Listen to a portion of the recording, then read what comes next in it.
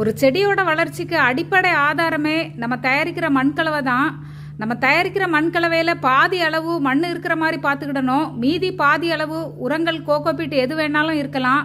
இப்படி ஒரு மண்கலவை தயாரிக்கும் போது தான் நம்ம செடி நல்ல செழிப்பாகவே தொட்டிகளில் வளரும். செடி வளர்க்குறதுக்காக நம்ம தேர்ந்தெடுக்கிறது இந்த மாதிரி பிளாஸ்டிக் கண்டெய்னராக இருக்கலாம், தொட்டிகளாக இருக்கலாம், ஓல்டு ஃப்ரிட்ஜ் பாக்ஸாக இருக்கலாம்.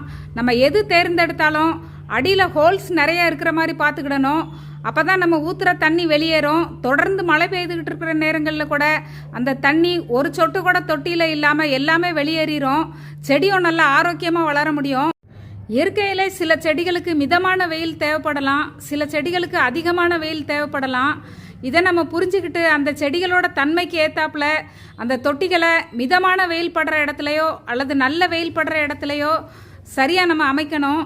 15 நாளைக்கு ஒரு வாட்டி இந்த மாதிரி லிக்விட் ஃபர்டிலைசர் மண்ணுக்கு கொடுக்கணும். அப்படி கொடுக்கும்போது தான் மண்ணில் நிறைய நுண்ணுயிர்கள் பெருகி நமக்கு நல்ல அறுவடை கொடுக்கும்.